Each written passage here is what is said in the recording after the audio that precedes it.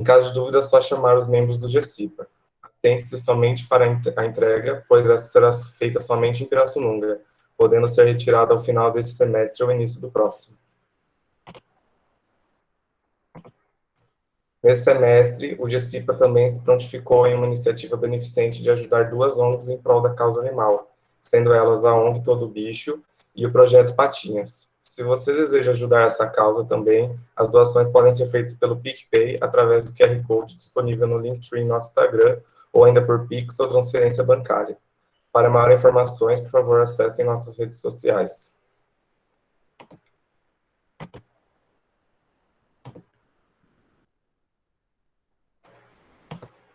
Também gostaríamos de divulgar nosso quiz do semestre, que terá como tema da palestra de cada semana. Estará disponível nas quartas-feiras, pós-palestras, a partir das 6h30, sendo que nas respectivas sextas-feiras serão apresentadas as respostas. Para participar, basta responder as questões de acordo com o tempo que os stories ficam disponíveis no nosso perfil. Mais informações podem ser conferidas em nosso post no Instagram.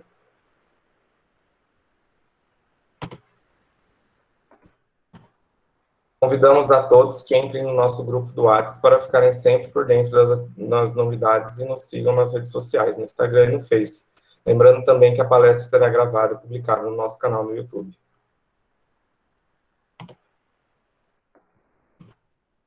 Gostaríamos também de agradecer aos nossos patrocinadores do semestre.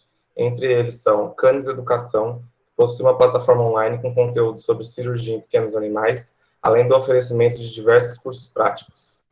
A Nativet Studies, que produz apostilas, resumos e dicas de estudos de altíssima qualidade para auxiliar na aprendizagem da medicina veterinária.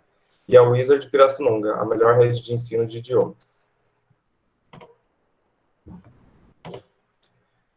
A palestra de hoje tem como tema mandibulectomias, alterações nutricionais pós-operatórios, e será ministrada pela doutora Bruna Fernanda Firmo, que é formada em medicina veterinária pela Unesp Júlio Mesquita Filho, fez residência em cirurgia de pequenos animais pela FMVZ Unesp, campus de Botucatu, especializada em oncologia veterinária pelo programa de pós-graduação Lato Sensu de Botucatu, mestre e doutora pelo programa de cirurgia veterinária na área de oncologia veterinária na FCAV Unesp, e atualmente está como coordenadora comercial na OmLab, empresa responsável pela gestão comercial da Inovet. Seja muito bem-vinda, Bruna, é um prazer tê-la conosco. Boa noite a todos. Felipe, muito obrigada pela apresentação. Imagina. Primeiramente, eu gostaria de agradecer a toda a comissão organizadora da FZE. Deixa eu só compartilhar aqui. Então, pessoal, muito obrigada pela oportunidade, pelo convite. Fiquei muito feliz quando fui chamada para falar sobre o tema. Enfim, né, eu sempre fui de grupo de estudos, então fico muito feliz em ver vocês aí brilhando com ações sociais e com o copo, né, por R$6, pessoal, aproveitem, dá saudades quando a gente está na faculdade, tem essas coisas muito boas e acessíveis a nós. Então, vamos lá, pessoal. Vamos falar um pouquinho sobre a nutrição do paciente cirúrgico, né, o bloco, e o tema de hoje especificamente vai ser de mandibulectomia e as alterações nutricionais pós-operatórias. Então, vocês já tiveram uma aula introdutória, então só para a gente fazer uma recapitulação, né, de pontos importantes dessa primeira aula, né? Então, a gente tem primeiro o NEM, que é a necessidade energética metabólica, que é quando a gente vai estimar a quantidade de calorias diárias para atingir determinado objetivo. Esse objetivo, ele pode ser de manutenção de peso, pode ser de ganho de peso, um animal que está abaixo do peso, e pode ser também de perda de peso, um animal que está acima do peso. E a gente também pode ter objetivos mais específicos, né? Porque, por exemplo, um ganho de peso é muito diferente se a gente tem um ganho de massa gorda e ganho de massa magra. Então, a gente consegue aí entrar, e eu acredito que vocês viram isso com muito mais detalhes na primeira aula. A gente tem a questão da importância de uma nutrição adequada, né? A nutrição, ela está aí presente e responsável por manter os principais processos metabólicos do organismo. Então, ele vai ser responsável por a gente conseguir uma adequada cicatrização, né? A gente está falando de cirurgia, então qualquer procedimento vai precisar da cicatrização. O controle de uma infecção pós-operatória também tem a influência da nutrição. E regeneração dos tecidos. tá? Eventualmente, o tecido, ele é funcional e ele precisa regenerar e voltar à sua função. Eu fiz a residência em Botucatu, na cirurgia de pequenos animais, e eu tenho um caso que me marcou bastante, acho que vale a pena a gente compartilhar, que é a respeito de um gatinho que eu fui fazer um flap. Era um processo tumoral na região ocular, e eu ia fazer um flap da cervical, da auricular caudal, desculpa, e eu ia rotacionar para cobrir o defeito. E eu lembro, né, na residência, quando a gente aprende muito com os nossos erros, eu lembro que a gente fez o curativo compressivo, não tão compressivo, região do pescoço, mas a gente pediu para ela retornar 2 ou 3 dias depois do pós-cirúrgico, e obviamente sem trocar o curativo para a gente não ter tanta manipulação desse flap. Por mais que seja um flap com uma artéria e veia associada, né, então a gente tem aí uma maior chance de sucesso dessa técnica, a gente... Quando eu abri esse curativo 2 dias depois, 2 ou 3 dias, não me recordo, faz tempo, estava metade enegrecido. E quem já conhece aqui essa parte de técnica cirúrgica, quando a gente faz um flap e ele tá com os bordos enegrecidos, a gente já sabe que a gente vai perder. Quando o flap tá metade enegrecido, ó, desse nível, foi o único que eu tive na minha vida. E eu lembro que eu falei, meu Deus, o que eu fiz de errado? Será que a técnica, o que será? Aí a gente volta para a anamnese. Esse gato ficou 2 dias sem comer. 2 dias sem comer, ainda bem que ele não era um gato obeso, né, para ter uma lipidose hepática associada, para piorar a situação. Mas esses 2 dias sem comer, ou comendo muito pouco, foram suficientes para que esse animal não tivesse condições para manter esse flap bem nutrido. Então, hoje em dia, eu penso, eu posso, às vezes, usar um suplemento para dar substrato proteico para cicatrização, para a gente ter uma restauração celular, uma regeneração desses tecidos. Será que eu posso usar um produto à base de arginina para melhorar a perfusão tecidual e melhorar a chance de sucesso desse meu retalho? Então, na nutrição, a gente consegue explorar bastante, né? Aqui eu dividi a aula na parte da cirurgia e na parte da nutrição, né? Se deixar, a gente fica até meia-noite falando, porque realmente, se a gente for explorando, a gente tem muito assunto. Mas esse caso eu falei, não, vamos deixar um tempo, porque ele realmente, para mim, foi marcante, né? E eu sei que é muito melhor a gente aprender com o erro dos outros do que com os nossos erros, né? Então, é muito bonito eu falar tudo o que deu certo, mas eu também gosto de passar o que deu errado e o que eu aprendi com isso. Bom, e o procedimento cirúrgico em si? A gente vai ter alterações metabólicas e pode ser anatômicas também, decorrente da condição primária, seja uma doença ou seja alguma condição como, por exemplo, um acidente, né? E a gente vai ter alterações tanto metabólicas, principalmente em relação a doenças, que as doenças vão gerar alterações metabólicas, cada uma com a sua particularidade, não veio o caso aqui, e também anatômicas, né? A gente está falando de qual região? Bucomaxilo. Então, quando que vai ser a indicação da gente fazer um procedimento bucomaxilo? Eu deixei um pouquinho mais abrangente, porque realmente a gente vai ter as mesmas condições, tanto para maxila quanto para mandíbula. Então, a gente pode ter a indicação de fazer um procedimento com neoplasmas benignos, neoplasmas malignos, fraturas patológicas e traumas. Então, aqui eu peguei esse levantamento, né, ele foi feito na UFRJ, que ele compilou 12 casos de cirurgias, tanto mandibulectomia quanto maxilectomia. E quais foram as causas desses 12 pacientes? 4 foram fraturas.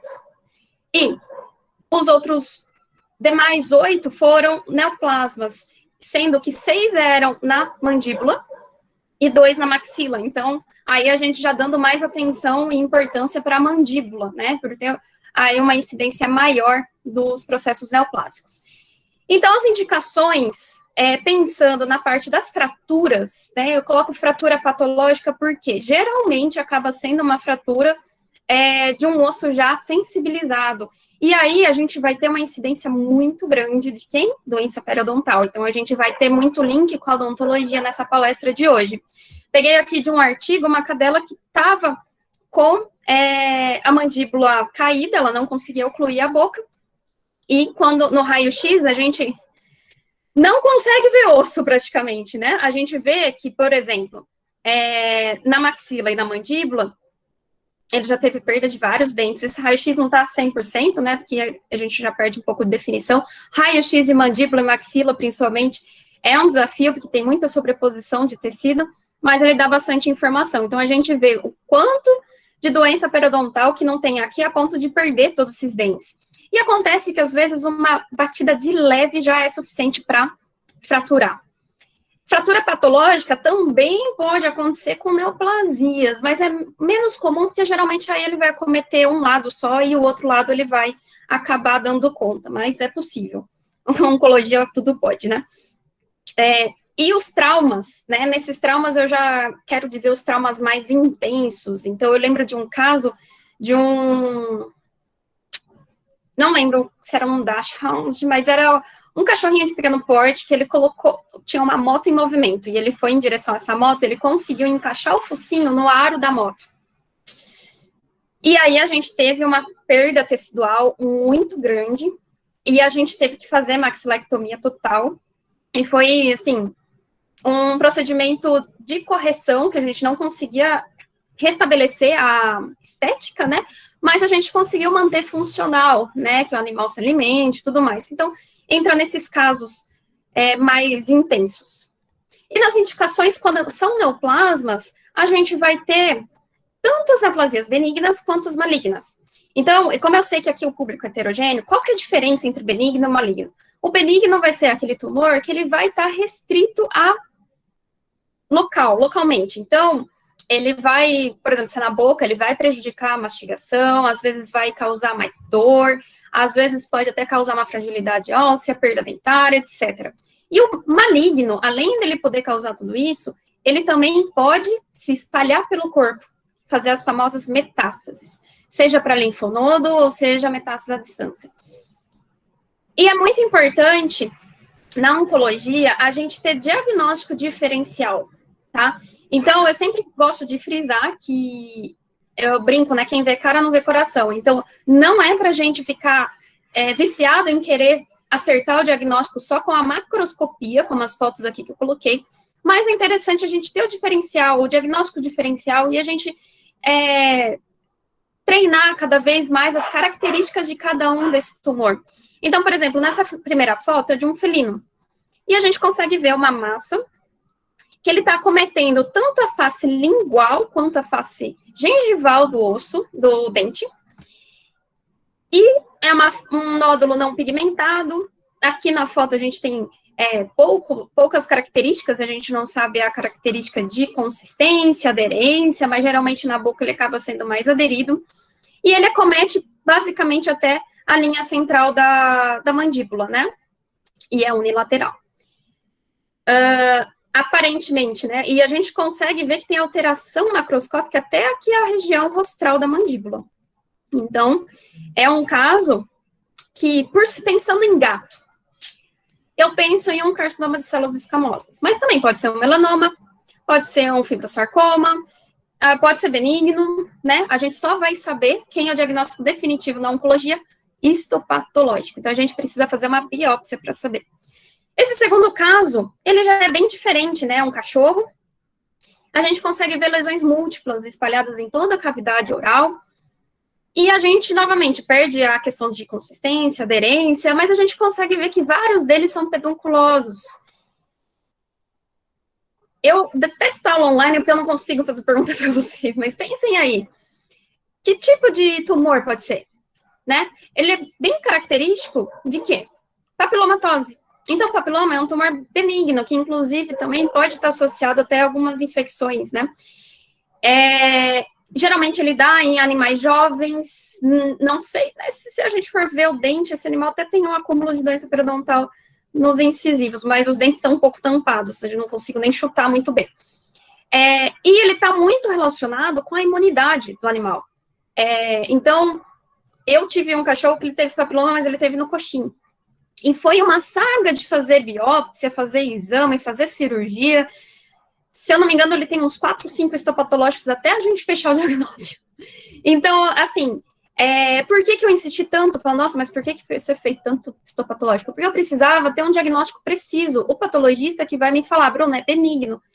Você vai tratar melhorando a imunidade dele, né? Aí a gente tem suplementos para fazer essa modulação de imunidade, a gente pode fazer acupuntura, a gente pode fazer homeopatia. Então, tem várias estratégias para a gente melhorar essa imunidade. Tem muito veterinário que fala, é autolimitante, deixa aí. Mas se a gente pode dar uma ajudinha, por que não, né?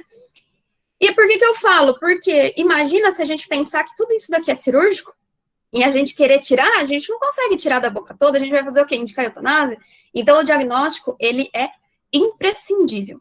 E aqui, esse terceiro caso, também é um cachorro, e a gente consegue ver uma lesão bem avançada, né? Tá cometendo até mais que a linha média da mandíbula, e a gente também consegue ver que está cometendo a face tanto lingual quanto gengival do dente, não sabemos consistência, mas ele não é pigmentado. É um cachorro, então o que eu posso pensar? No melanoma? Será? Mas, Bruna, ele não é pigmentado, como que vai ser um melanoma? A gente tem uma apresentação de melanoma que ele é amelanótico. Ele não vai ser pigmentado e ele é super agressivo. Então, por ser um cão, pode ser que eu tenda mais a pensar no melanoma como diagnóstico diferencial do que um carcinoma de células escamosas ou um fibrosarcoma, mas pode ser qualquer um deles. Então, aqui como a minha área é oncologia, né, então óbvio que eu vou falar bastante, só para vocês saberem, né, os cães, ambos, cães e gatos, vai ser em torno do 4º lugar de desenvolvimento de neoplasia, varia bastante literatura, então o cão varia de 6% a 11%, o gato de 3% a 9,2%. Então, cães são mais acometidos. E os principais tumores em cães é o epúlide, ou épolis, né, e aí tem vários subtipos, que são benignos, melanoma, em segundo lugar, por isso que eu falei do cachorro, eu falei, então talvez um melanoma, carcinoma de células escamosas, o fibrosarcoma e outros, qualquer tumor pode acabar cometendo. E nos gatos, o mais comum vai ser o carcinoma de células escamosas, e depois fibrosarcoma, épolis, melanoma e outros. Bom, falando sobre oncologia, já falei para vocês, já dei o spoiler, que o principal que nós precisamos nos preocupar é diagnóstico. E o diagnóstico definitivo é o histopatológico. Bruna, mas e a citologia? Você não vai falar sobre a citologia? Não posso fechar no diagnóstico? Geralmente, na boca, a gente pula essa etapa. Por quê? Na cavidade oral, ela é muito contaminada. Se a gente faz citologia, a gente tem uma grande chance de ter inflamação, infecção, e isso bagunçar o diagnóstico, né? Para quem ainda não está habituado com as diferenças entre os exames histopatológicos e citológicos, a citologia é quando a gente pega uma agulha e a gente faz um movimento de leque, né? Então, pega o nódulo inteiro para coletar algumas células e olhar na lâmina, no microscópio. Já o histopatológico, a gente vai tirar um pedaço e vai preparar para olhar na lâmina a estrutura como um todo. Eu gosto de brincar que a citologia é como se eu tivesse uma paisagem e eu só pegasse as folhas que estão caídas no chão. E o histopatológico, eu estou realmente olhando a paisagem, como se fosse uma fotografia. Então, a citologia, se eu tiver uma árvore ali que não solta muita folha, eu posso ser enganada, eu posso pegar folha de outras árvores e achar que é um processo inflamatório, por exemplo. Ou a gente sabe que tem alguns tumores que eles esfoliam menos, né, como se caísse menos folhas, que são os tumores mesenquimais, como o fibrosarcoma, aí no caso da cavidade oral. E a histopatologia vai ser a imagem, uma fotografia. Então, eu estou vendo exatamente quais são as árvores que tem lá. Eventualmente, tem às vezes alguma planta escondida e eu preciso até de uma imunohistoquímica, que é um exame mais avançado que a gente vai avaliar qual que é a configuração proteica desses nódulos. Você está expressando alguns fatores, né? Então, vai depender de cada tipo tumoral. Então, por conta disso, o que acontece? Na citologia, na boca, geralmente a gente tem que anestesiar. Porque imagina ficar futucando com uma agulha na boca do cachorro. E é muito vascularizado, sangra bastante. Então, geralmente eu tenho que anestesiar. Para anestesiar, eu já coleto um fragmento, que vai ser muito mais preciso, né? Então, por conta disso, geralmente na cavidade oral, a gente pula direto para o histopatológico. Assim, se no histopatológico falar que é um tumor benigno, beleza, vai ser a conduta de tumor benigno. Um tumor maligno, lembra que eu falei que ele tem a capacidade de se espalhar pelo corpo? Então, aí a gente vai ter que se preocupar no TNM. que é o estadiamento do paciente. Então, T vai significar o quê? Tamanho desse nódulo.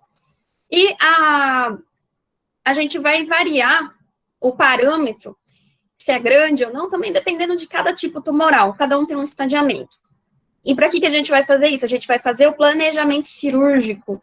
Então, para a gente planejar uma cirurgia oral, além de eu saber o tamanho, o ideal é que eu saiba exatamente até onde ele está cometendo.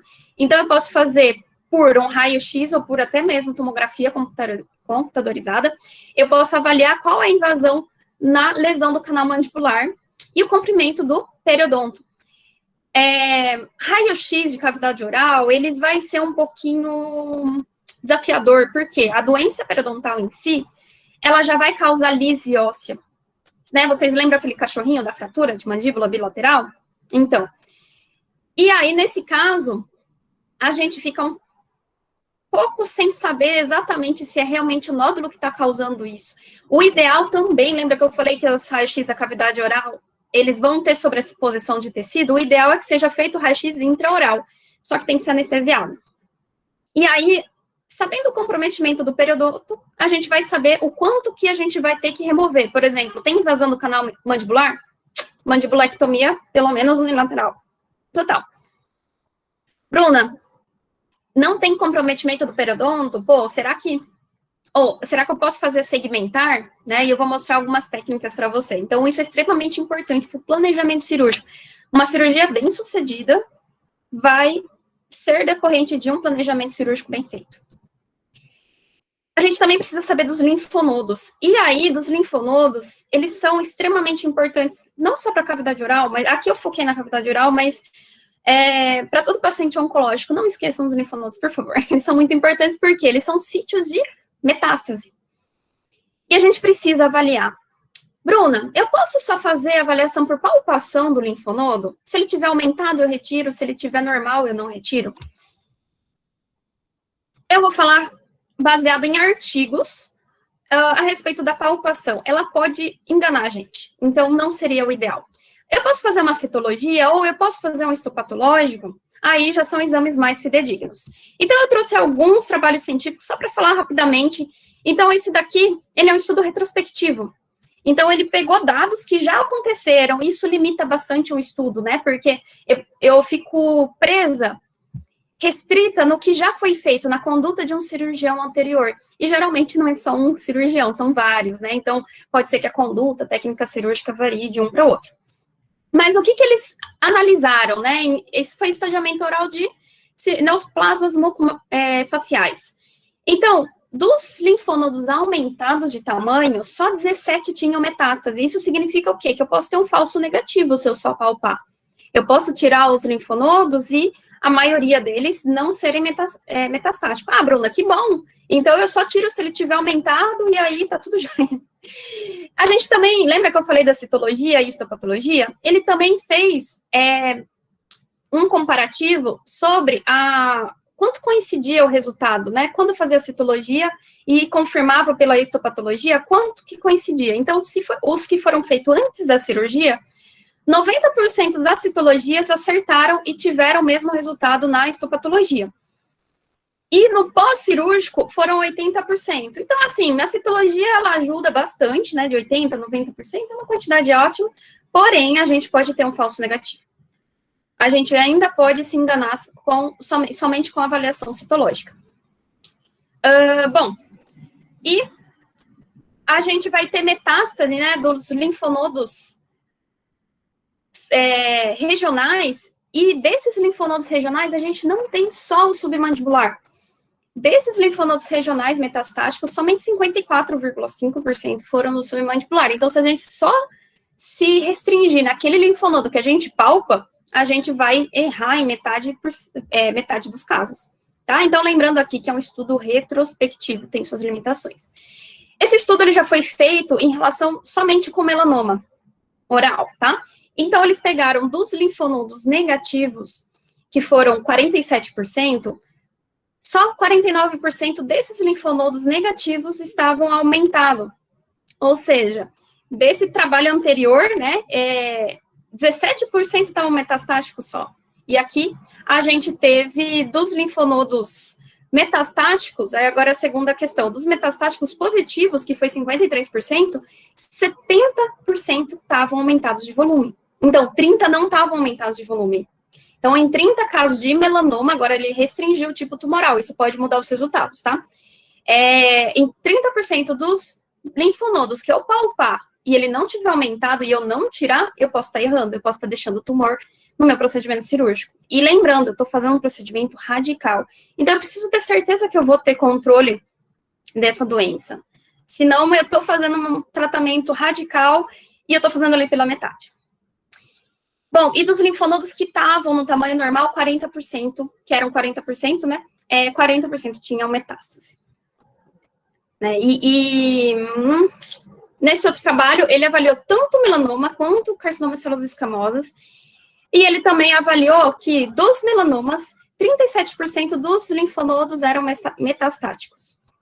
E do carcinoma de células escamosas, 29% dos linfonodos estavam metastáticos, ou seja, melanoma tem o potencial metastático um pouco maior do que do carcinoma, mas mesmo assim os dois são altos, em torno de 1/3. Ele também observou que, por exemplo, se o tumor tivesse no lado direito e ele removesse o linfonodo do lado esquerdo, 24% estava metastático do lado esquerdo, lado contralateral. Então, quando a gente vê a lesão de um lado, a gente também precisa se preocupar com o linfonodo do outro lado. 1/4 dos casos é bastante.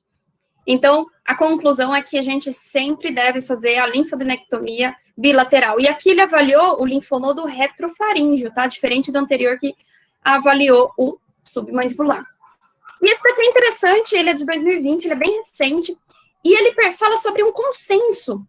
Ele fez uma pesquisa, né, com veterinários dos Estados Unidos, foi em Madison, Wisconsin, e ele avaliou, responderam essa entrevista 38 oncologistas, 35 cirurgiões de tecidos moles e 14 dentistas.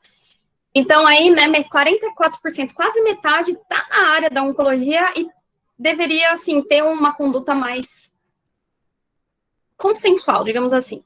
E aí, ele foi visto nesses resultados que a linfodectomia, ela foi indicada por esses veterinários, majoritariamente em pacientes que já foi diagnosticado linfonodo positivo. Então, seja pela palpação, seja pela citologia, né? Ou histopatologia, mas como foi antes, citologia que a gente tem aí sem ser invasivo.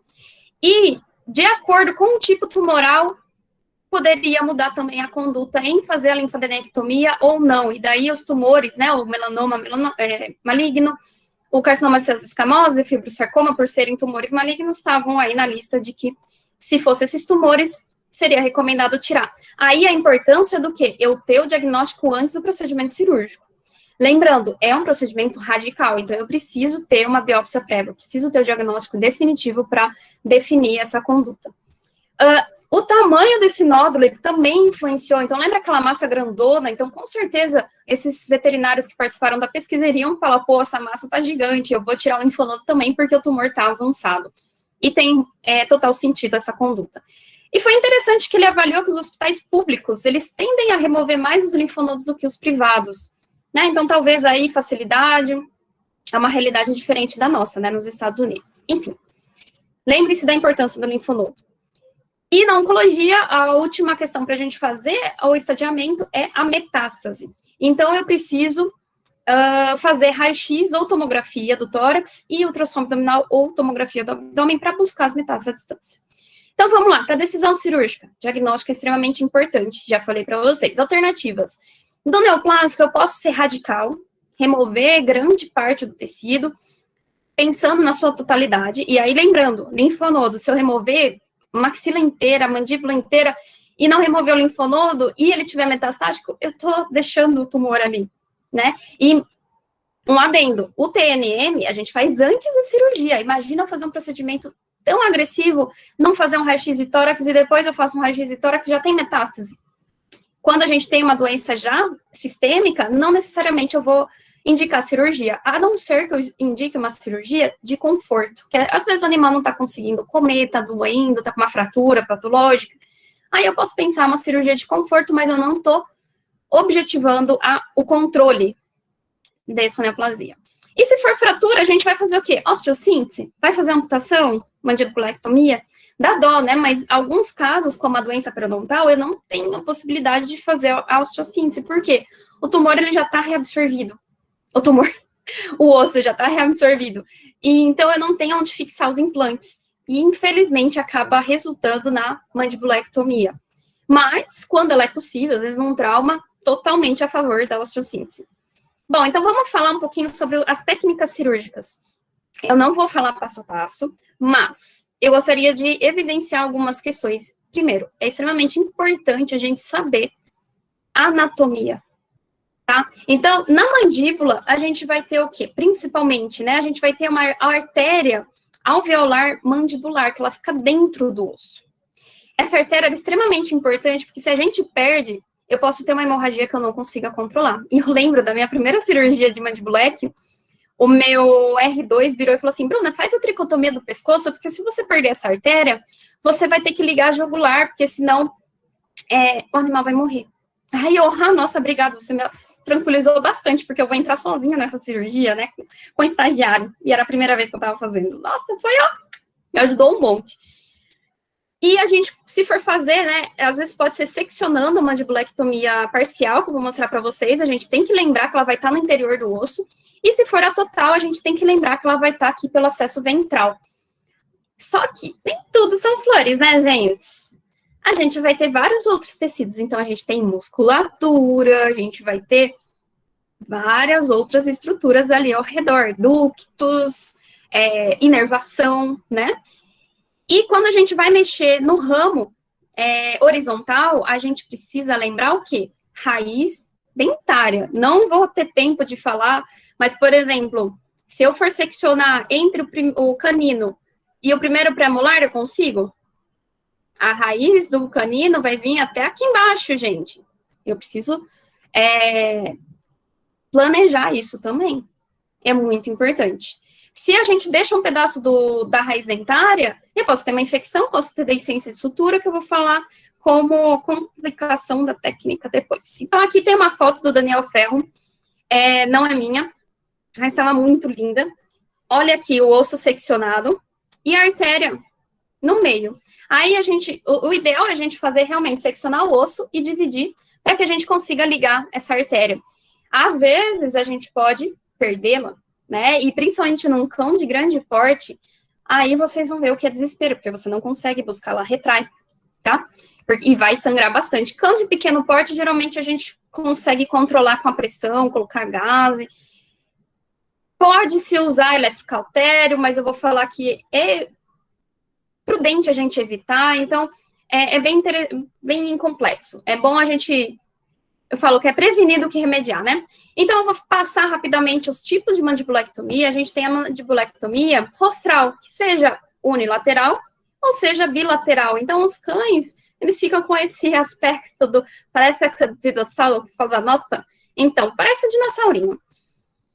Não é tão feio assim, né, gente? Convenhamos. A gente tem... Aqui é segmentar, ou seja, a gente vai tirar, aqui como essa foto, um segmento do ramo horizontal, e a gente vai conseguir deixar o rostral preso através aqui do mento, né? Então, ele vai ficar mais ou menos como esse aspecto. Aqui a foto também, esse é do Ney Pipe, do professor. A gente vai ter do ramo, do corpo, né, horizontal, segmentar inteiro, então a gente vai remover metade da mandíbula, e daí a boca ela fica um pouquinho caída.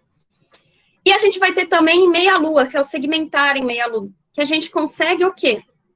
Remover somente uma porção e deixar a mandíbula intacta. Então, aqui, por exemplo, esse aqui é também do Ferro, do Daniel Ferro. Ele detectou aqui, ele fez raio-x e tudo, e ele detectou que ele não precisava remover todo o osso. Ele precisava remover o quê? O alvéolo dentário junto com o osso. E aí ele removeu simplesmente esse dente e suturou. E tem a hemimandibulectomia total, que é a técnica cirúrgica da Fossum.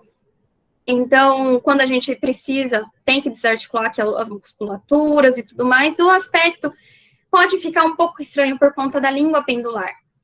E a gente pode tirar até mais que metade. Então, essa aqui é a hemimandibulectomia total, mais um quarto. Então, tirou até aqui e a gente pode fazer isso. Quanto mais caudal a gente tem que tirar, mais dificultoso vai ser, porque a gente tem a base da língua, né? Quando a gente vai fazer esse procedimento, a gente precisa reinserir essa base da língua para evitar as complicações. E aqui é o gatinho com a língua totalmente pêndulo, né? Porque a gente tirou muito dessa mandíbula. E a gente pode fazer para melhorar esse aspecto a queiloplastia. A gente tem que tirar a rima labial, né? Porque a gente precisa deixar o tecido vivo para suturar.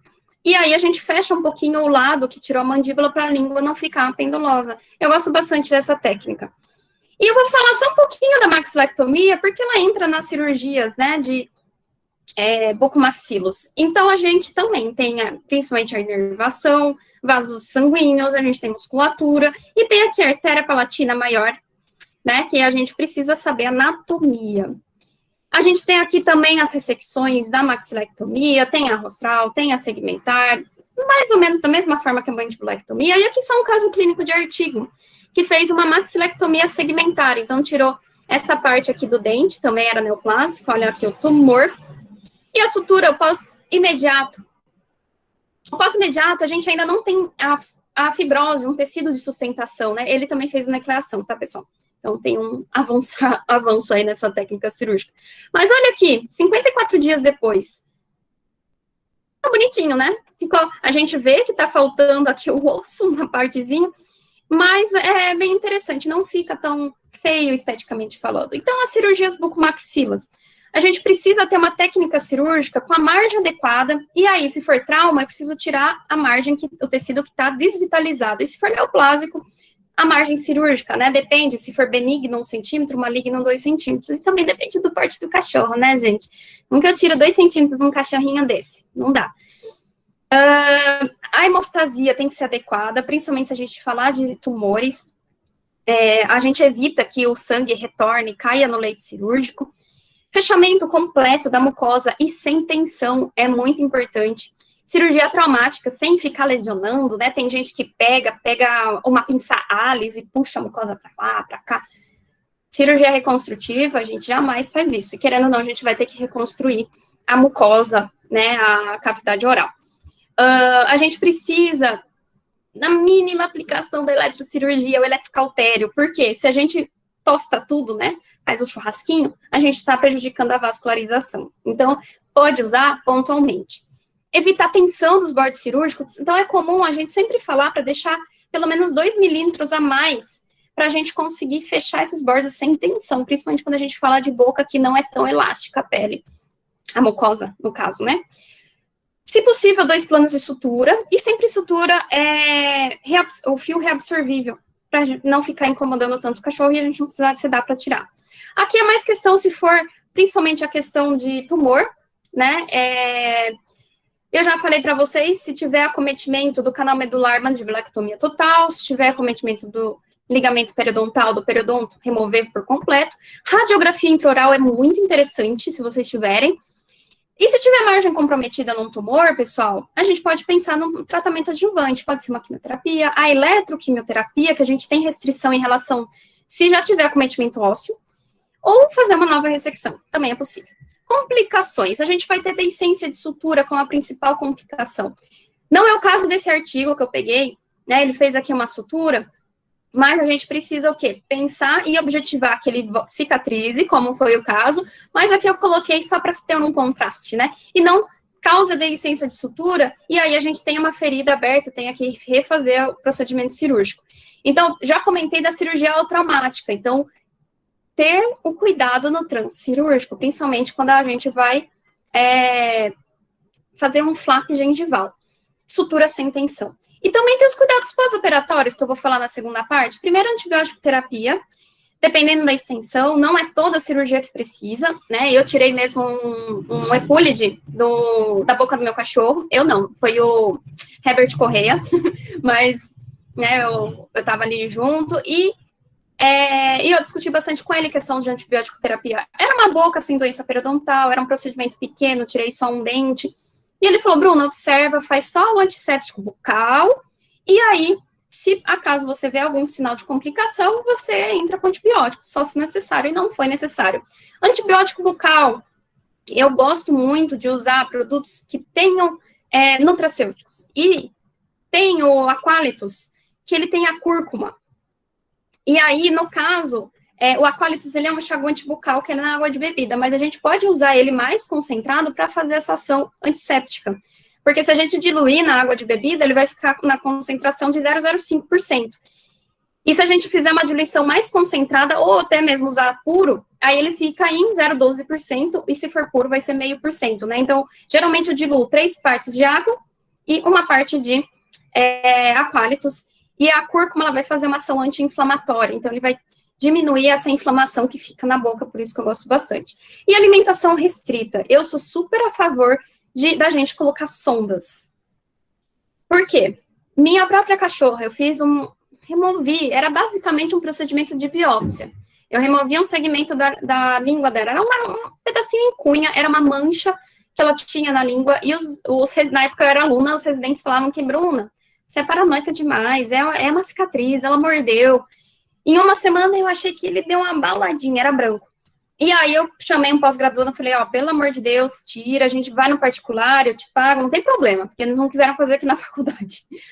A gente é meio paranoico com os nossos cachorros, mas ainda bem. Era um carcinoma de células escamosas, ela tinha 1 ano e meio de idade. E no caso, era um procedimento tão pequeno, né? Eu colocar sonda, na verdade, né, eu nem tinha capacidade de pensar em sonda, mas abriu todos os pontos. Não sangrou, eu não precisei entrar de novo em cirurgia, ela ficou com uma cicatriz, porque ficou como se tivesse um pezinho na língua dela. Mas eu fico pensando, ficou ali propiciando infecção e tudo mais, né? Então, para evitar, eu lembro que quando eu conversei com o Rafael Rups, que eu era estagiária em Jabuticabal no SOV, e ele era pós-graduando, eu comentei com ele estava fazendo uma cirurgia de cavidade oral, e ele falou assim, não, Bruna, toda cirurgia de cavidade oral eu ponho sonda para evitar isso, porque depois a gente vai ter que remediar. Ele já está anestesiado, depois eu vou falar de quais sondas a gente pode usar. Outras complicações é maloclusão, e aí pode causar o quê? Uma úlcera palatina. Então aqui, essa foto do ferro é bem interessante, porque quando a gente tira metade da mandíbula, ou tira segmentar e desarticula, a gente vai ter um desalinhamento. Então, viu que ele mudou o eixo. Tem técnicas para fazer uma estabilização de mandíbula, mas tem muito autor na literatura que não indica. Deixa eu ver se eu fiz aqui, não fiz. Aquele primeiro trabalho que eu mostrei, só da incidência, ele fala que não fizeram a estabilização. Teve caso dessa maloclusão, mas não teve nenhum caso de úlcera. Se tiver úlcera, qual que é a situação que a gente vai fazer? Retirar o canino. Então, não é tão dramático assim. A extração do canino, né? E também tem a questão da estética. Então, eu não vou falar muito sobre a estética, mas ela prejudica muito mais o tutor. A gente precisa ver se é funcional. A gente está mudando a anatomia. Se a gente for pensar em raças caninas, né, principalmente, mas felina também, a gente tem alteração na apreensão de alimento, mesmo numa raça braquicefálica, só porque é curtinho, e aí a gente está tirando uma parte da mandíbula. Cão e gato se adaptam muito bem, gente. Eles geralmente não mastigam o alimento, a não ser que a gente dê uma alimentação crua, né, para ele mastigar e cortar, porque ele usa os dentes para cortar a carne, né, na natureza ele usaria. Como a gente alimenta de ração, e se for alimentação natural, vai ser em pedaços pequenos, eu espero, a gente não precisa, eles engolem ao alimento normalmente e eles reaprendem, né, se adaptam muito rápido. Então eu falo, a sonda não é necessariamente pela dificuldade de se alimentar, mas é para a gente não ter movimento de língua naquela mucosa recém-suturada. E aí, essa movimentação da boca pode propiciar a deiscência de sutura.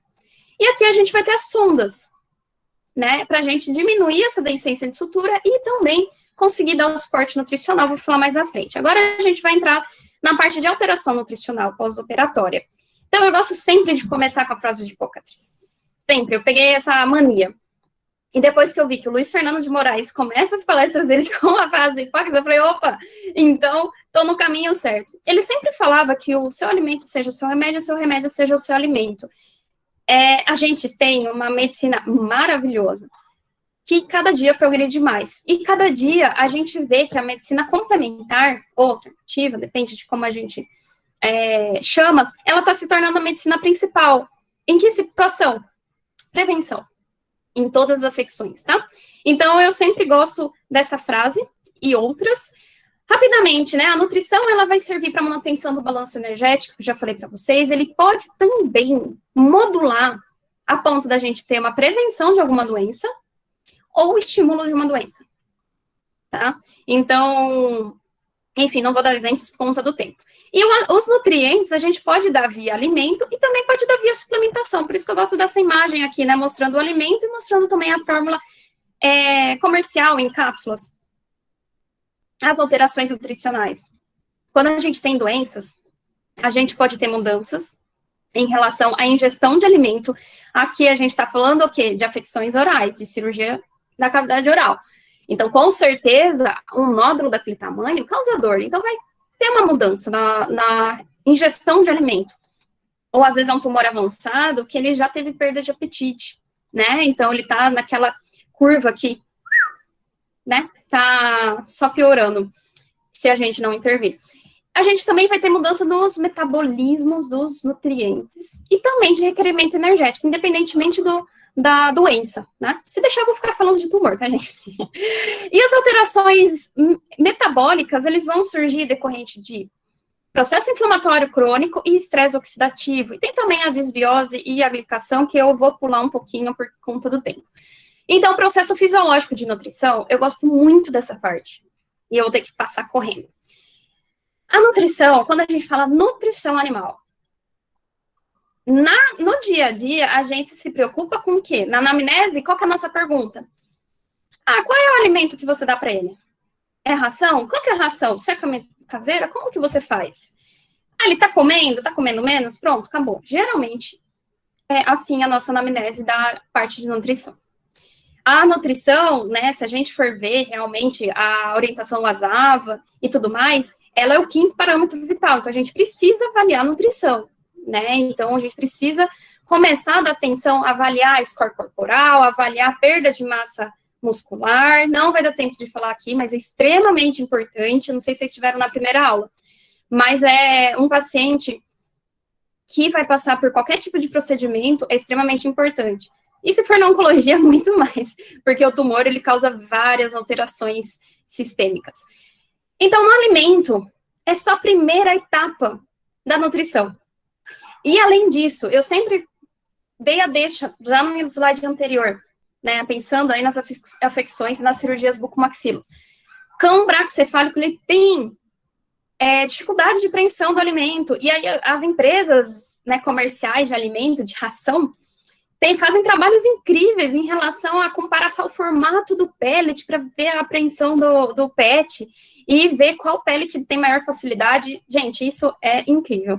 Então, tem essa parte da medicina que nos ajuda, nos favorece, mas num paciente que perdeu metade da boca, ele vai ter que se adaptar. E aí, será que a gente está dando condições para que ele consiga aprender bem esse alimento? A gente precisa estar atento.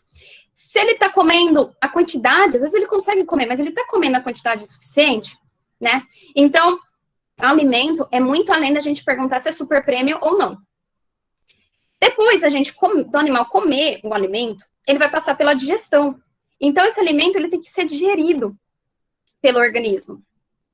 A digestão, quando a gente está num processo patológico, ele vai estar prejudicada. Vou dar um exemplo rápido, e eu não vou poder falar muito, infelizmente, mas quando a gente está doente no hospital, e a gente vai e quer sair logo, comer um churrascão, o que acontece se a gente come uma comida pesada? A gente vai ficar aquele período pós-prandial prolongado, né? Então, o que vai acontecer? Nossa digestão não está dando conta de digerir uma comida pesada. Eu, por exemplo, eu adoro purê de batata. Se for batata inglesa, melhor ainda. Mas tenho que dar uma evitada, senão daqui a pouco eu tô tendo as consequências da quarentena. Aí é uma baleia. Mas se eu tô doente, eu vou falar, poxa, agora eu mereço, eu vou fazer um purezinho de batata, vou comer um macarrãozinho, porque eu sei que a digestão vai ser muito mais fácil. Eu vou conseguir trocar a batata doce pela batata inglesa, um macarrão integral pelo macarrão comum. A carne, eu vou tentar comer uma carne branca, mais leve. O cão, ele tem essa oportunidade só se a gente fizer alimentação natural. Ração, não tem muito, hein? Então, o cachorro tá lá, continua comendo a ração. E ele tá com a digestão comprometida, independentemente da doença, tá, gente? Independentemente da doença. Isso aqui a gente extrapola muito além do tema de hoje. Ele vai ficar aquele período pós-prandial prolongado, o tutor vai ver o cachorro, tipo, sonolento, sem vontade de fazer atividade física, de brincar, e o tutor vai ficar desesperado. Se a gente der enzimas digestivas para esse animal ingerir, ou se a gente já usar a enzima digestiva no alimento, melhor ainda, ele já vai ingerir um alimento pré-digerido, né?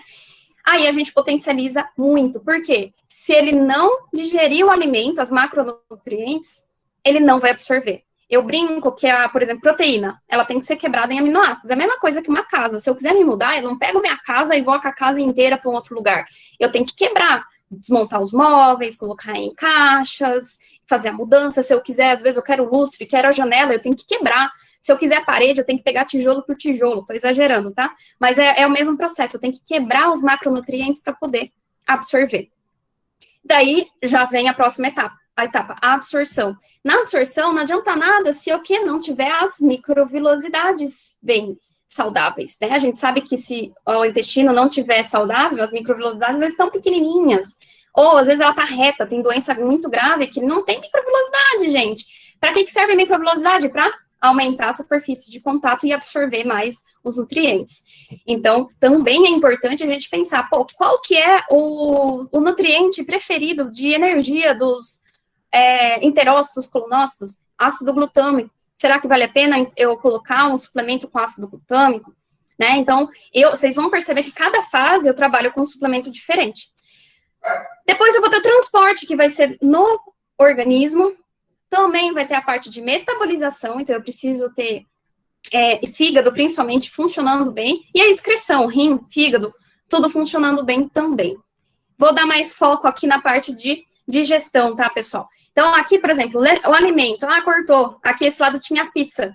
Então, se eu comer um alimento saudável ou comer um alimento inflamado, um alimento processado, eu vou ter diferença na minha saúde, né? Então, aí já entra Aristóteles, o Hipócrates, desculpa.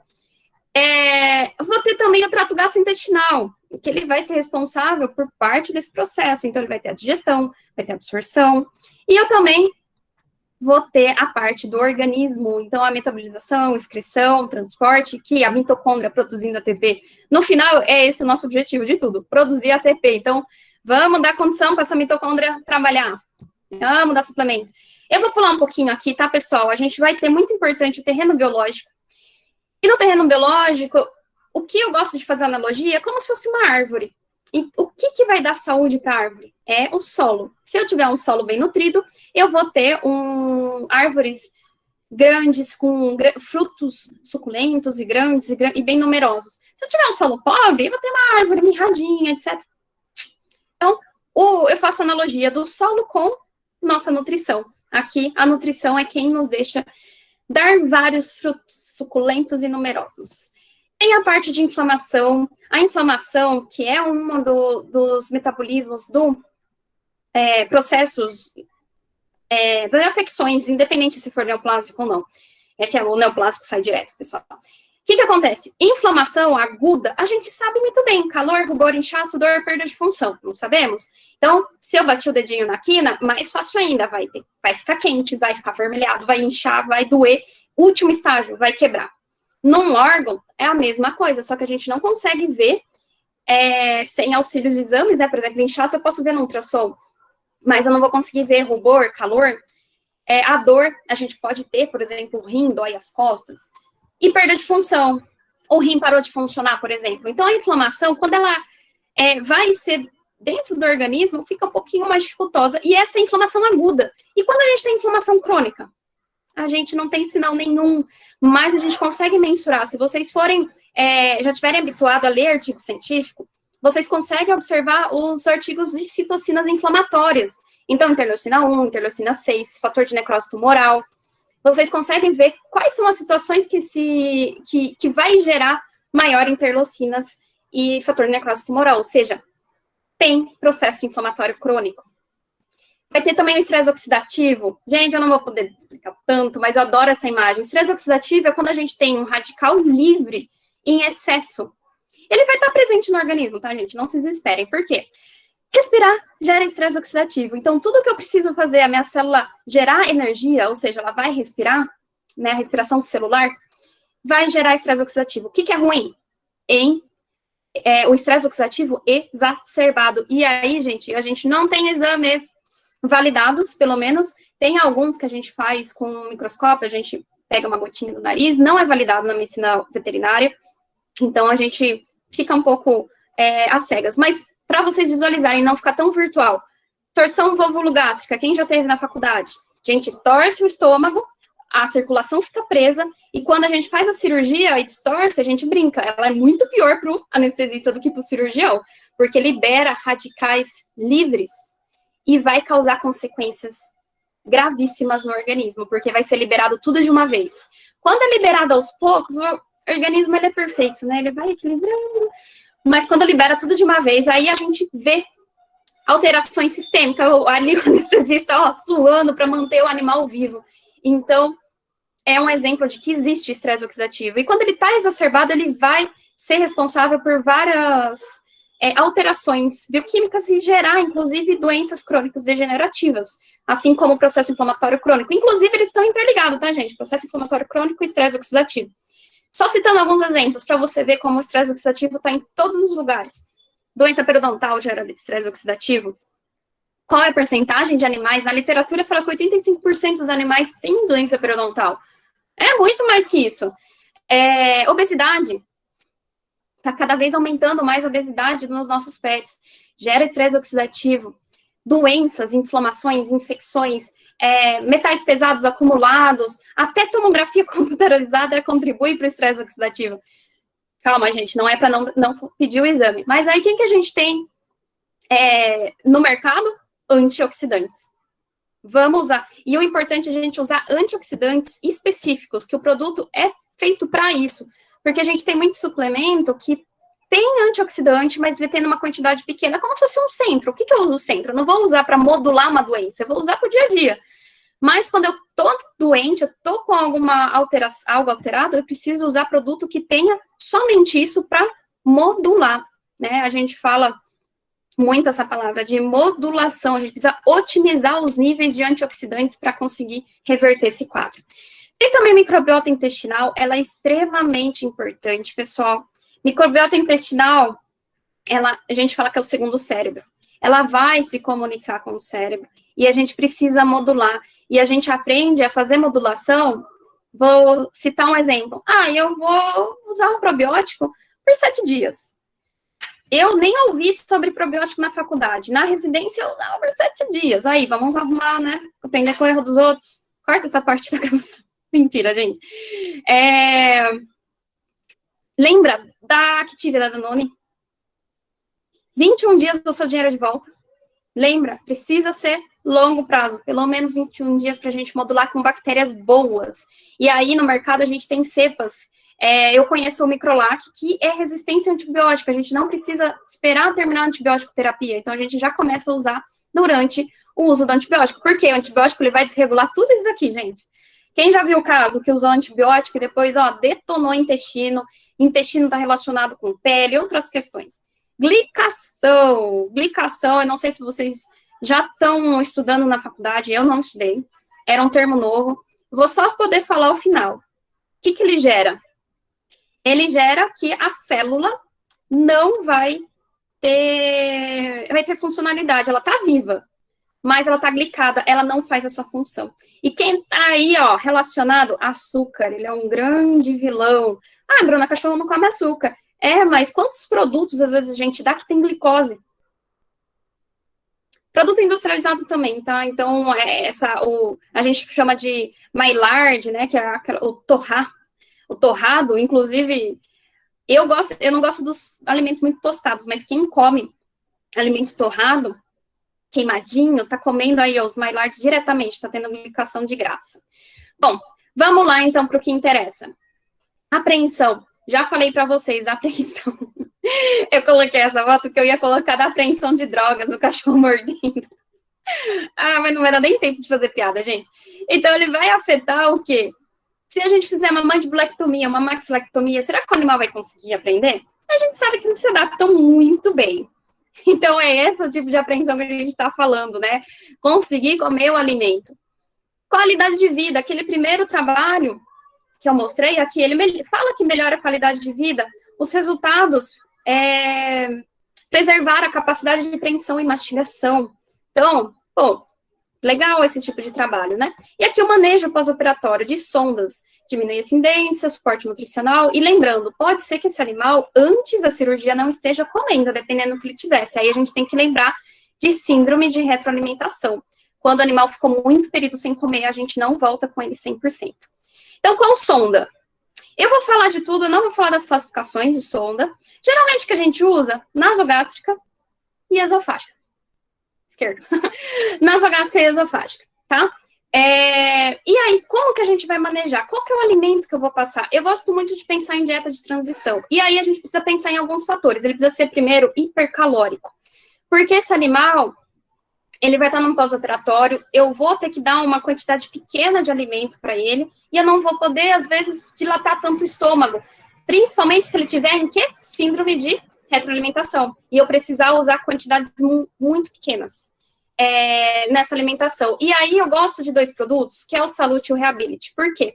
Ambos são hipercalóricos. O Salute, ele vem em sachê, em pó. E a gente dilui, né? Por exemplo, tem o sachê pequeno, que é de 21,8 gramas, dilui em 100 ml. E o grande, de 108 gramas, dilui em 500 ml, para cachorro acima de 15 quilos. E o que eu gosto? Tem um pulo do gato. Eu posso, ao invés de diluir em 100 ml, eu posso diluir em 50 ml, 30 ml. Eu já vi gente diluindo em 30. Porque o que acontece? O pó de de 21,8 gramas, por exemplo, tem 100 calorias. Se eu pegar 100 calorias e diluir em 100 ml, ele tem 1 quilocaloria por ml. Se eu pegar 100 calorias e diluir em 50 ml, quanto que ele tem? 2 quilocalorias por ml. Então, eu não preciso dar um grande volume para dar uma grande quantidade de calorias. E outra questão que é muito importante, principalmente aqui. Olha esse filhotinho com a sonda número 4 no nariz. É para judiar, né? Geralmente, a sonda esofágica a gente gosta bastante porque a gente tem maior calibre para administrar melhor os alimentos. Mas, às vezes, não dá. O Salute, ele passa em todas as sondas. E eu já passei até concentrado em 50 ml. Ele passa tranquilamente. Então, esse era um fator super limitante dos alimentos pastosos. O Reability, por exemplo, ele é um alimento pastoso. Ele só vai passar na sonda a partir do número 6. Mas ele passa tranquilamente. É super tranquilo. Só não pode usar na número 4. O alimento, ele também tem que ser seguro em todas as comorbidades. Então, eu gosto desses dois produtos, porque eles não têm glicose. Ele vai ter maltodextrina como fonte de energia. Ou seja, lembra a questão da glicação? E se eu tiver um animal diabético, eu não vou ter problemas. Eu posso dar para qualquer animal, mesmo ele sendo diabético. Ele é hipoproteico. Só que essa proteína, ela tem um alto valor biológico. Então, eu consigo aproveitar o máximo possível. Por exemplo, o Salute tem o whey protein. Eu sempre falo dos marombas de academia. O whey protein vai ser a proteína que vai absorver mais rapidamente. E o Reability, ele tem a albumina. A albumina também dá para lembrar dos marombas, né? A gente vai ter o ovo aí em grandes refeições do pessoal que trabalha para melhorar a massa muscular. Então, para nefropata, que a gente não pode ter um grande índice de proteína, a gente pode usar de forma muito segura, apesar que, ultimamente, né, a gente tem revisto esse conceito, mas eu não vou entrar no mérito. Ele também é baixo fósforo. O Salute é baixíssimo fósforo, que eu falo, e o Reability baixo fósforo. Então, paciente renal, aí sim, de vantagem. Então, gordura também, hepatopata, qualquer paciente a gente pode usar os dois, e pode usar para cão e para gato. A gente precisa de uma alta frequência da administração de sonda. Então, ou de 2 em 2 horas, ou no mínimo 6 vezes por dia. E baixos volumes, que a gente pode calcular de 30 a 50 ml por quilo por refeição. Depende da situação do paciente. Considerar a hidratação, então a gente tem que considerar a água que a gente já está dando no alimento, e tem que dar água a mais se ele não estivesse bebendo água naturalmente. E o manejo da sonda, sempre limpar quando a gente faz a administração, seja de alimento ou medicamento. Pessoal, tempo é curto, eu sei que eu falo demais, eu sei que eu falo rápido, eu tentei não falar muito rápido para não judiar de vocês no início, e depois eu vi o tempo, eu falei, opa, vou acelerar, então perdoem. Essa é a Melzinha. A Mel é uma paciente de jabuticabal. Ela fez aqui a hemimandibulectomia por conta de um hemangiosarcoma. Gente, eu até perguntei para a dona a sobrevida, mas tá assim, tipo, um ano e pouco, fazendo quimioterapia.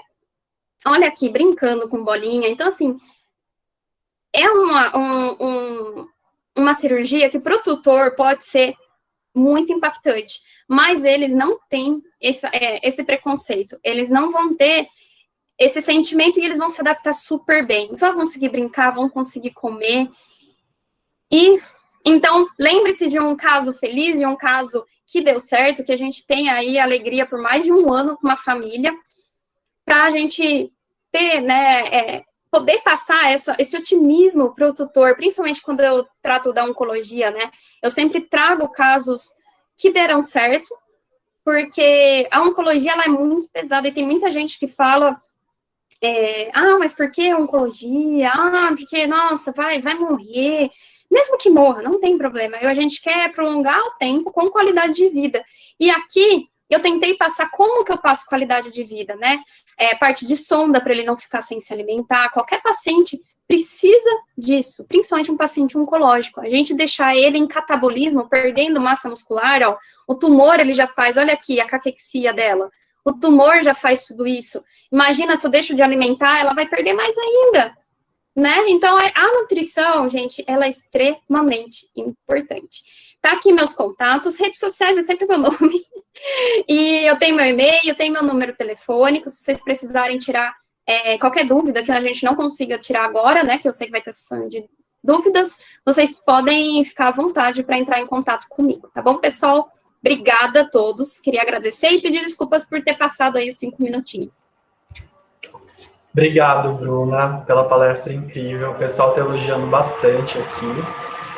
A gente tem algumas perguntinhas, eu vou fazer agora. Não saiam, pessoal, porque a dúvida do coleguinha pode ser a sua dúvida também. Então, vamos lá, as perguntas. O Pedro está perguntando, Bruna, quais os tipos de complicações podem se ter com a língua pendular? Na verdade, se a gente inserir a base da língua, né, que eu comentei com vocês, e não ficar a mais, a gente vai ter o quê? Às vezes a língua vai ficar seca, né, mas inserindo a musculatura, a base da língua, ele vai conseguir ter os movimentos para se alimentar. Óbvio, se a boca ficar muito aberta, né, é a mesma questão, como a língua fica caindo, às vezes o alimento pode fugir, principalmente se for alimento seco, pode ter um pouco mais de dificuldade, mas eles se adaptam bem. Então, por isso que eu gosto bastante da queiloplastia, porque você limita um pouquinho, e aí o alimento não fica caindo tanto para fora, não vai vazar muita água quando esse animal beber, né, às vezes para o tutor, por exemplo, em casa meu pai é super chato quando o meu cachorro baba no chão, imagina se tá com a boca mais aberta e ele vai babar mais ainda, com certeza, mas nada que impeça a alimentação dele. Certo, Bruna. O Luca está perguntando, você comentou de um caso de complicações na artéria da mandíbula, ter que ligar ela à jugular. Como é o pós-operatório disso? E ele está perguntando também se é muito complicado o pós-operatório ou se a pior parte é na hora da cirurgia mesmo. Olha, Luca, eu nunca passei por essa situação, então eu vou falar com base na literatura. Na verdade, eu até posso fazer analogias, porque eventualmente a gente pode ter alguns tumores que estejam invadindo a jugular e a gente pode remover tranquilamente. Porque no início, como nesse caso, né, o tumor ele vai crescendo e ele vai comprometendo aos poucos, então o organismo ele vai se adaptando. No caso de uma cirurgia que teve que fazer essa ligadura, que você não conseguiu, você vai ter de forma aguda. Então pode ser sim que no início você tenha que dar suporte, acompanhar a oxigenoterapia, principalmente, né, porque vai ser sangue para o cérebro, mas ele vai conseguir fazer outros vasos sanguíneos e vai compensar tranquilamente. O pós-operatório, a gente se surpreende com eles. Eu comento da questão da sonda, mas se a gente não fizer a sonda, eles vão comer, provavelmente. no máximo ficar 1 ou 2 dias mais chatinho. Só que eu uso a sonda em todos os casos para que a gente não tenha muita movimentação exacerbada da boca e não aconteça a deiscência, como aconteceu da minha cachorra. Não significa que vai ter. Tem muita gente que pode falar, ah, mas eu fiz tantos casos e não deu certo. Para mim, colocar a sonda esofágica no procedimento cirúrgico não é nada de tempo, né? Então, é super rapidinho. Eu prefiro já colocar e alimentar por ali, evitar, mesmo que o animal queira comer, né? Depois de uns dias eu libero a água para ele ir bebendo, mas mesmo assim a água vai ter movimento. Então, eu espero os primeiros dias para ter a cicatrização completa. E lembra, né? A mucosa, ela cicatriza muito mais rápido que pele, então a gente tem essa vantagem. Não precisa esperar tanto tempo, não, como 2 semanas. Geralmente, 1 semana já é suficiente. Certo, Bruna. O Pedro está perguntando, Bruna, qual o padrão de sutura que você recomenda para cirurgias a fim de proporcionar uma menor chance de deiscência? Simples interrompidas, por favor! Se a gente faz uma sutura contínua, a gente arrebenta por algum motivo um ponto, ele vai sair inteiro. Como a gente sabe que a boca ela tem grande movimentação, e a gente pode ter essa movimentação de vários eixos, né, vários dos lados puxando, é ideal que a gente faça simples interrompida. E se a gente puder fazer a sutura em 2 planos, é melhor. O que acontece, principalmente se for oncológico, a gente às vezes não tem tecido remanescente o suficiente para cobrir. Porque a gente corta o osso numa altura e a gente tem que cortar o tecido um pouquinho acima, porque a gente vai ter o osso ali exposto, né, o ramo da mandíbula. A gente precisa o quê? Ter tecido para fechar e abraçar, não deixar o osso exposto. Se a gente deixar o osso exposto, o que pode acontecer? Osteomielite. E aí é gravíssimo, né? Pode se espalhar pelo corpo, até formar sepsis, etc.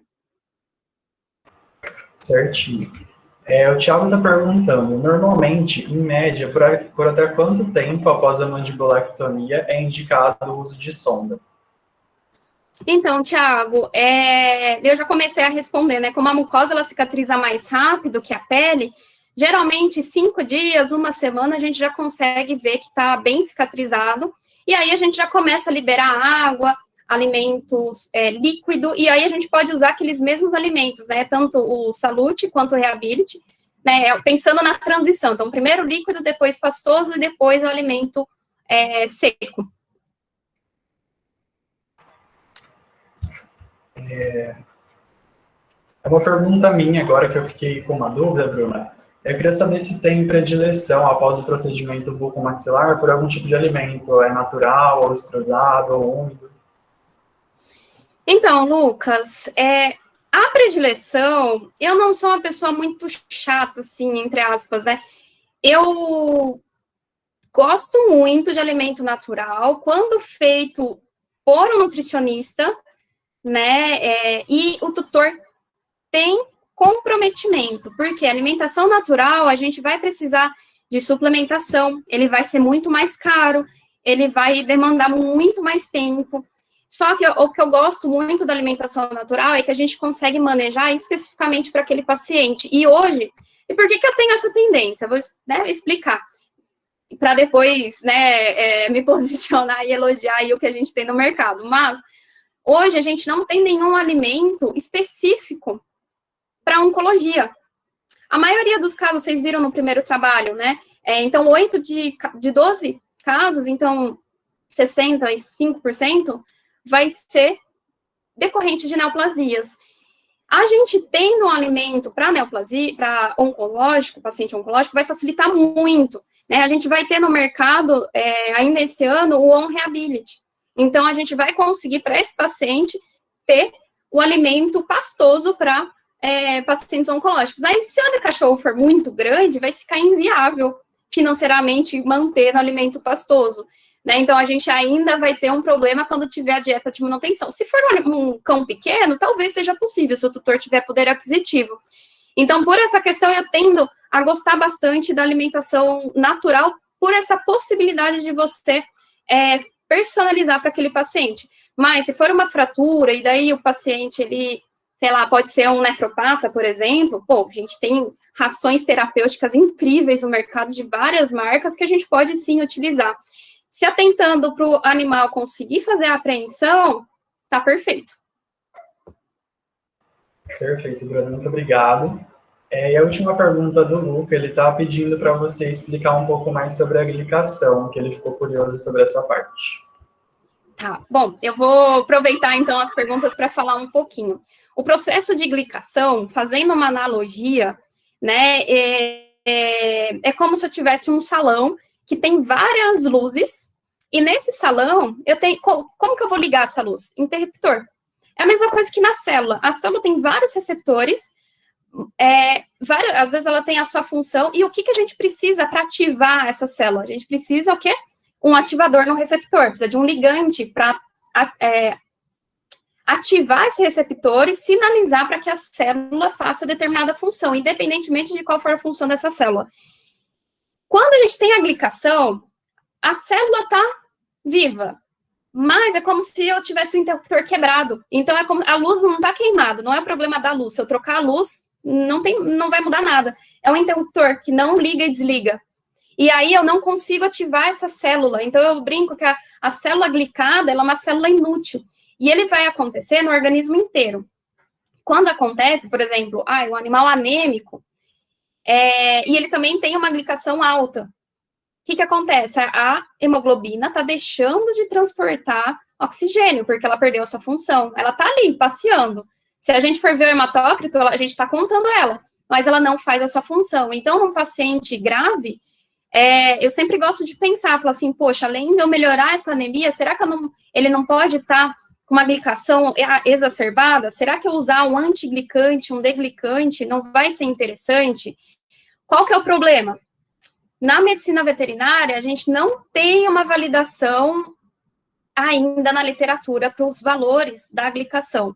Né? A gente tem exame de hemoglobina glicada, que faz em humanos e a gente faz também em cães. Só que ainda tem bastante debate em relação a qual é o valor de referência. O que eu gosto? Do paciente ser controle dele mesmo. Então, hoje eu fiz esse exame, ele está com X% de glicação.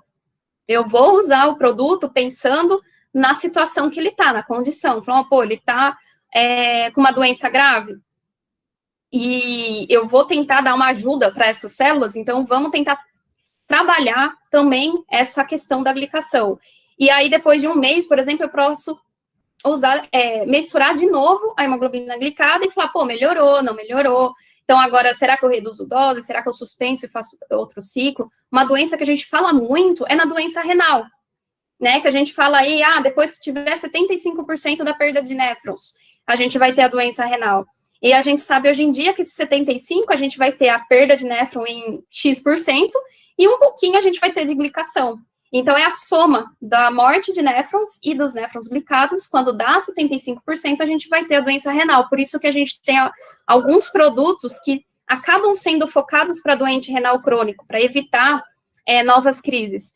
Mas a gente pode utilizar em qualquer doença, né? Tem uma veterinária, que é a Flávia Tavares, do Rio de Janeiro, e porque o produto, ele chama Renavast, o produto comercial que ele tem, ele é um produto importado, e a Flávia Tavares, ela brinca, eu odeio esse nome Renavast, porque ela usa em pacientes internados com qualquer afecção, e ela fala, eu prescrevo, o tutor acha que é por rim, e ele me pergunta por que estou dando, mas ele é antiglicante, e ele tem o nome, né, Renavast, porque é uma das principais afecções, é a doença renal. E eu coloquei ali o açúcar, né, como vilão e tudo mais, eu não consegui explicar, mas uma doença que eu penso muito, e eu gosto muito de utilizar também é na diabetes, porque a glicação, ela vai ocorrer quando a gente tiver uma hiperglicemia constante, junto com a temperatura corpórea. Essa hiperglicemia não é 200, 300, a high, não. Uma hiperglicemia acima de 100, ela já começa em um pequeno nível, formar a glicação. Essa glicação, ao longo da vida, vai ter prejuízos no paciente. É o que a gente chama de anti-aging, né? Então, usar um produto que reverta essa situação, ele vai rejuvenescer. Eu procurando imagem, tinha um monte de imagem, de metade era uma senhorinha, metade era uma mocinha, porque ele tem esse foco de anti-aging. É bem interessante, e é uma alteração que a gente não está muito acostumado de rotina a pensar nos nossos casos, mas é uma abordagem muito importante. E eu sempre falo, uma andorinha não faz verão. Geralmente, quando eu vou pensar no paciente, eu não penso só na glicação. Eu não vou tratar um doente renal só com antiglicante. Vou tratar um doente renal com, às vezes, precisam de um quelante de fósforo, às vezes precisa uma alimentação específica, né? Falei das alimentações terapêuticas. Às vezes eu vou precisar, vai ter anemia, vou precisar de suplementos para melhorar essa questão de anemia, de perfusão renal, e aí a gente vai longe. Então, a gente vai agregando o nosso tratamento para que um complemente o outro. Perfeito, Bruna. Em nome de nós do GCIPA e dos nossos ouvintes, eu gostaria muito de agradecer a disponibilidade em compartilhar todo esse conhecimento com a gente. O pessoal elogiou bastante, creio que foi muito proveitoso para todos.